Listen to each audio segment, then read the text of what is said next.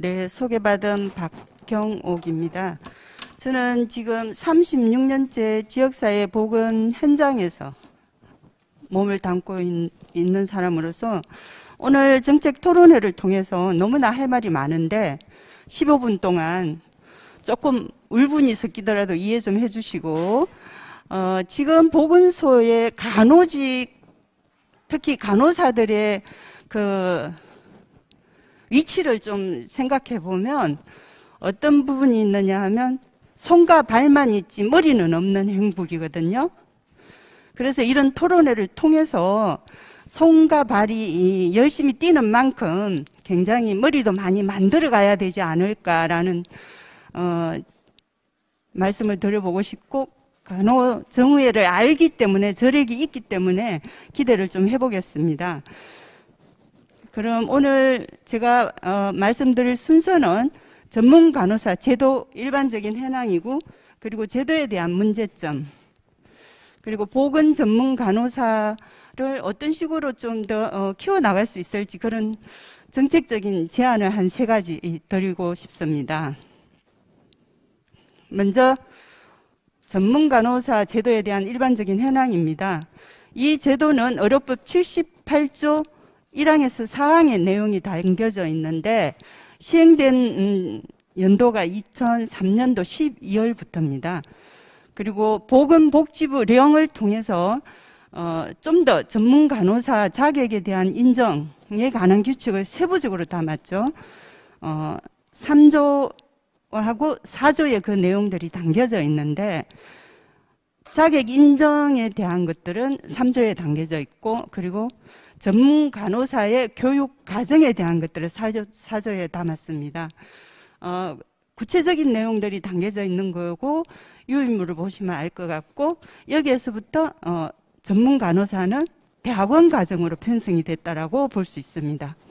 시행 연도가 2008년도죠. 그리고 보건 전문 간호사에 대한 것들을 이제 좀 살펴볼 건데요. 보건 전문 간호사의 실무 경력 인정 기간은 지역보건법에 따른 지역보건 의료기관과 그리고 농어촌 등 보건의료를 위한 특별조치법, 결국은 보건진료소에 근무하는 분들, 이런 굉장히 정부 또는 지방자치단체로 제한을 둔 거죠. 결론은 공무원 신분으로 일하는 사람들만 보건전문간호사제를 인정하겠다라는 거죠.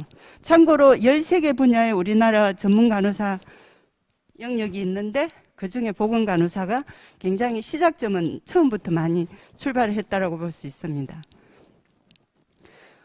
보건전문간호사 중에 그 전문간호사라 그러니까 그 분야에 있어서 어떤 식으로 출발점이 되어 있나 보면, 간호대학 학부 과정에서부터 지역사회 간호학이 보건전문간호사와 연결성이 있는데, 그 연결 지점에서 지역사회 간호학 이론과 실습 학점을 보면 학교마다 약간 차이는 나는데, 이론이 최대 한 7학점, 실습은 3학점 해서 토탈 지역사회 간호학은 10학점 4년 동안 이수를 하더라고요. 그리고 이 학습 과정을 통해서 객관적인 평가 자료가 될 수 있는 지표인데, 간호사 국가고시 과목별 문항수의 295문항 중에 지역사회 간호학은 35문항으로 되어 있습니다. 지금 이게 제가 한국간호교육평가원 보면 이제 2004년도에 법이 시행이 되고 2004년도에 국가에서 자격 시험을 이제 시행을 해서 2005년도에 간호사가 배출이 되기 시작했는데, 살펴보면 보건간호사는 법 시행 이전에 아마 일부 저희 기억으로는 대학에서 1년 과정으로 보건간호사 이수 과정이 있었더라고요. 거기에 2048명이 배출이 됐고, 그 이후에는 4명이 배출이 되어 있습니다. 보건간호사가. 매년 이렇게 배출된 인원이 없는 부분을 알 수 있죠. 그리고 또 이것도 한국교육평가원에서 이제 가져온 자료인데, 분야별 전문간호사 교육기간을 보면 학교마다 법이 시행이 되고 나서 보건교 전문 간호사를 배출을 하려고 인원 지정은 받았더라고요. 정원을 한 2년 정도는 15명까지 지정을 받고 했는데, 결국은 이 오른쪽 그 보건간호사 분야를 보면 아예 지정도 비어 있는 상황이죠. 지금 정확하게 85명 정도 인원은 지정받았지만 그게 수료한 사람이 없었기 때문에 지금은 아예 그 교육기관이 없다라고 볼 수 있습니다. 그래서 지역사회에서 보건 전문 간호사가 되고 싶어서 지원을 해도 이걸 이행하는 학교가 없기 때문에 결국은 보건 전문 간호사의 길은 막혀 있다라고 볼 수 있죠. 상당히 안타까운 일이죠. 지금 서울시 보건소를 중심으로 보건소 사업들을 잠깐 정리를 해봤는데, 법적인 업무를 해야 되는 필수 업무가 지역건강정책, 감염병 관리, 의약무 관리, 이 세 가지 카테고리로 나눠봤습니다. 지역건강정책 안에는 보면 매년 지역사회 보건의료 계획을 수립을 해야 되고, 지역사회 관련 건강 통계를 생성해야 되고, 건강 형평성 제고를 위해서 보건소가 활동을 해야 되고, 특히 취약계층이나 이런 부분들을 건강 끌어올리기 위해서 노력을 해야 하고, 응급의료, 재난의료, 그리고 감염병 관리 중에 지금 코비드19 때문에 상당히 보건소가 2년 동안 대치 전국에 있는데 신종 감염병 2기 대응을 해야 되고, 결핵, HIV 등 성병을 관리해야 되고, 의료 감염에 대해서도 법적으로 이행을 해야 되는 상황입니다. 그리고 의약무 관리 중에 이제 관내에 의원이나 의료기관, 약국이 개설될 때 보건소에서 관리를 하는 부분이죠.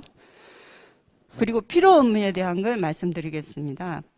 이거는 서울시에 25개 보건소가 이제 설치 운영이 되고 있는데, 보건소 사업 중에 이제 필요 업무는 건강정진 업무, 특히 건강형태, 구강건강, 그리고 모자보건, 정신보건, 치매관리, 방문보건. 지금 여기 필요 업무로 나와 있는 부분들은 대부분 통합적인 사례관리를 하고 있는 거죠.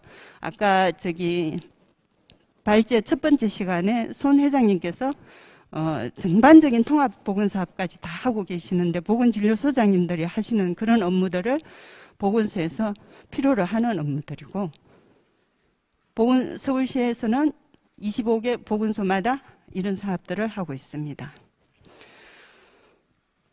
이 조직도에는 지금 왼쪽에 있는 건 인구 60만 되는 지자체 보건소 조직도를 하나 제가 캡처를 해왔고, 오른쪽 하단에 있는 건 인구 6만 명의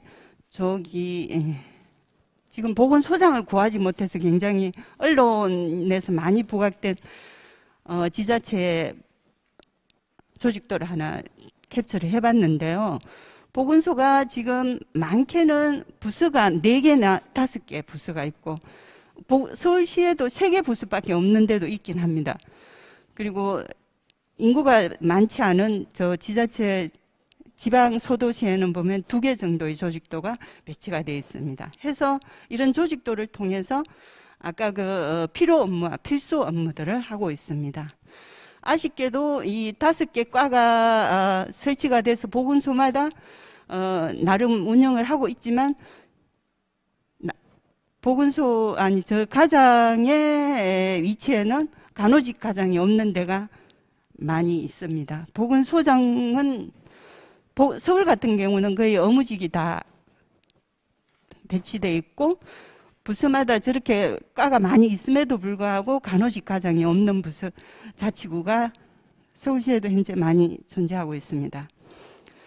해서 현장에서 바라본 문제점을 보면, 제가 2017년도에 서기관이 되고 나서 건강정진 가장으로 서울시청에 배치를 받고, 간호조직을 위해서 뭘 할 건지 고민을 하다가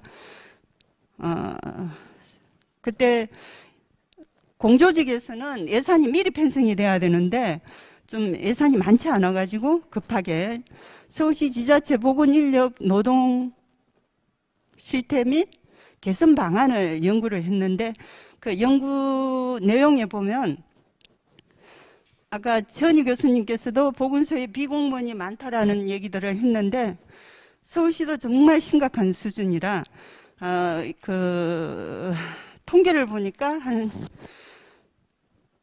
50%도 안 되는 부분이 정규직인데 정규직 공무원 중에도 이 비정규직이 한 54% 넘게 있지만 그 54% 넘는 비공무원, 우리 공무원들 중에서는 계약직이라 그러거든요. 계약직 공무원들 중에 과반수가 간호직이었습니다. 굉장히 심각한 고용에 대한 문제들이 있는 거죠. 그래서 업무의 연속성이 이루어지지 않다라고 보면 되겠습니다. 이건 어떤 내용이냐 하면 이 아까 비계약직이 보건소에 많이 포진이 돼 있어 상당히 직원 간에도 이하감이 생기고 갈등의 구도가 심한 상황이라 어떻게 하면 비정규직 그 계약직 공무원을 줄일 수 있는 방법을 고민을 하다가 저희가 차동방문보건 사업 정규직 인력 방안을 가지고 이제 시장 방침을 받았는데 이 방침을 받을 수 있는 건 2018년도 지역보건법 16조 2항이 처음으로 신설이 됐습니다. 지자체에서 이 공무원, 방문보건 사업을 하는 인력들에 대해서 인건비를 줄 수 있다라는 조항이거든요. 사실 제가 2017년부터 2년 동안 그 법을 개정을 하기 위해서 국회의사당을 뛰어다녔습니다. 해서 2년 만에 법이 개정이 됐습니다. 그걸 계기로 이런 방침을 받았는데 그거 어떤 식으로 알고는 서울시 의사회에서 이 방침 내용에는 뭐가 있느냐 하면 동주민센터 안에 간호사를 배치를 하겠다라는 거죠. 거의 행정가로 간호사를 배치를 할 건데 그동안에는 동주민센터에서 간호사들이 활동을 해도 소속을 보건소 소속으로 했지만 보건소가 이제 지역 의료기관이라 간호사가 활동하는데 무방한 상황인데 동주민센터를 아예 저걸 옮겨버리면 소속을 그쪽으로 하면 의료법 위반이라고 의사회에서 성명서를 냈습니다. 해서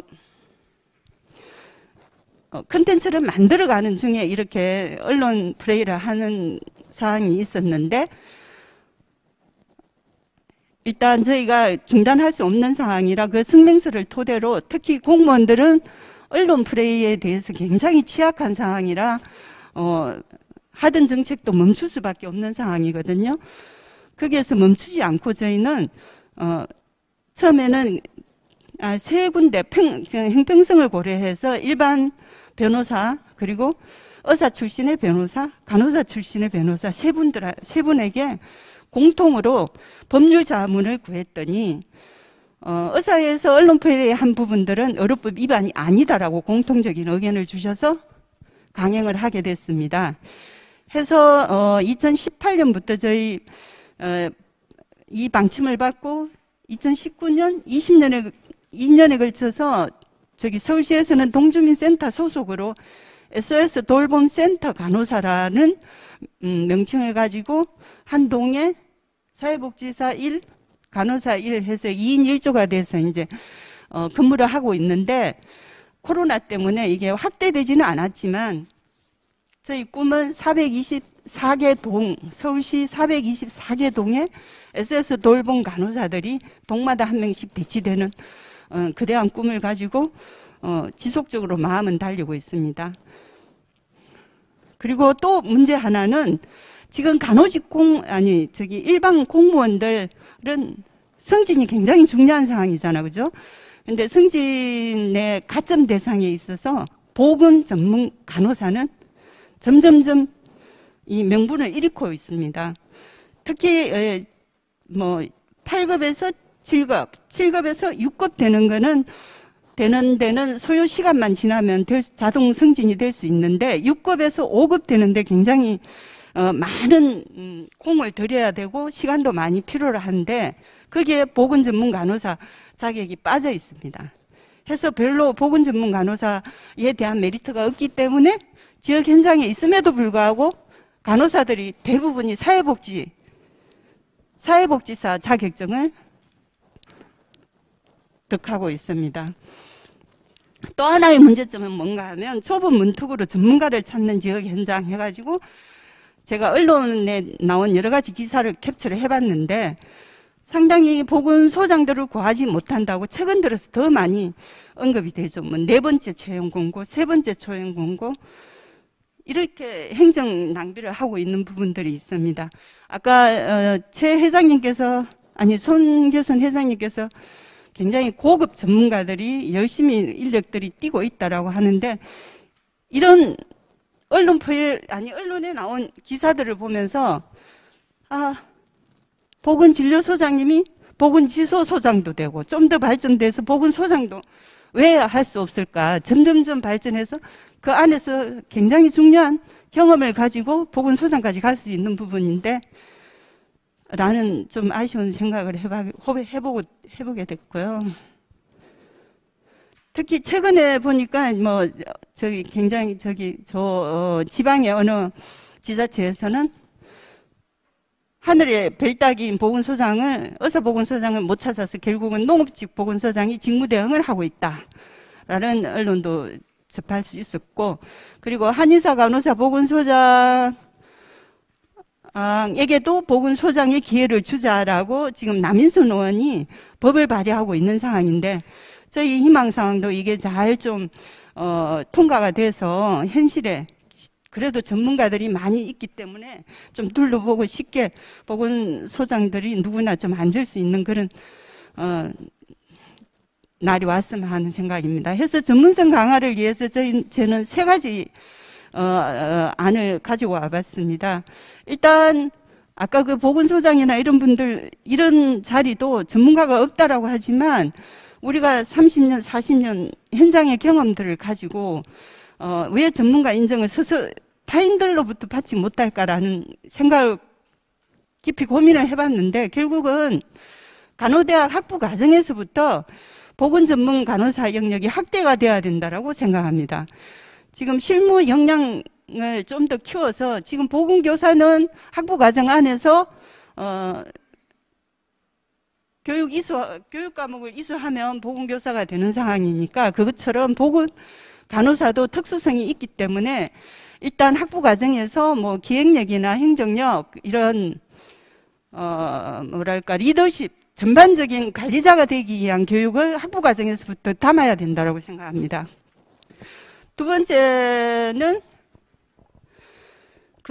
지금 법 시행이 됐음에도 불구하고 보건 전문 간호사는 2005년 이후에 한 명도 배출이 되지 않은 상황인데 법은 있지만 현실하고 너무 동떨어져 있는 법인데 이거 스스로 지역에서 실무 경력이 있는 사람들을 보건 전문 간호사 자격을 좀 한시적으로 부여를 해서 보건 전문 간호사의 명분을 좀 담아가야 된다라고 생각합니다. 그리고 법이 있는 만큼 대학원 과정에서 보건 전문 간호사들을 끊임없이 활성화시켜야 된다라는 생각을 하고 자격증을 좀 더 많이 부여해서 현장에서 그 자격을 가지고 더 책임감 있게 일할 수 있는 기회를 가져야 된다라고 생각합니다.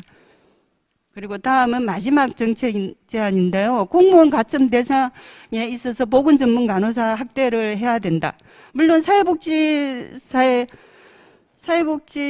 자격도 필요로 하지만 그래도 보건 전문 간호사가 법 안에 있기 때문에 이걸 잘 부활을 해서 공무원 가점 대상에서도 이걸 좀 챙겨가야 되지 않을까.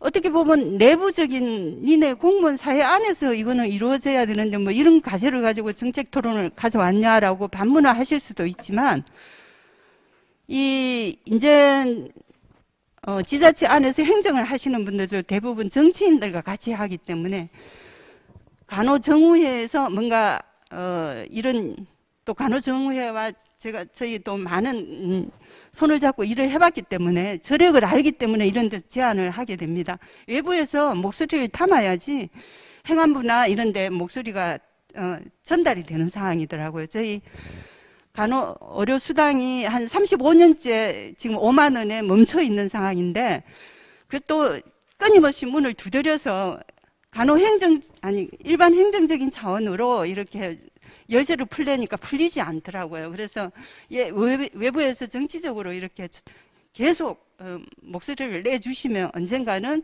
행정의 문도 열리지 않을까라는 의견을 들어보고, 저는 제가 오늘 드릴 말씀은 여기서 마무리를 하고, 제가 개인적인 사정으로 이 발표를 끝나고 바로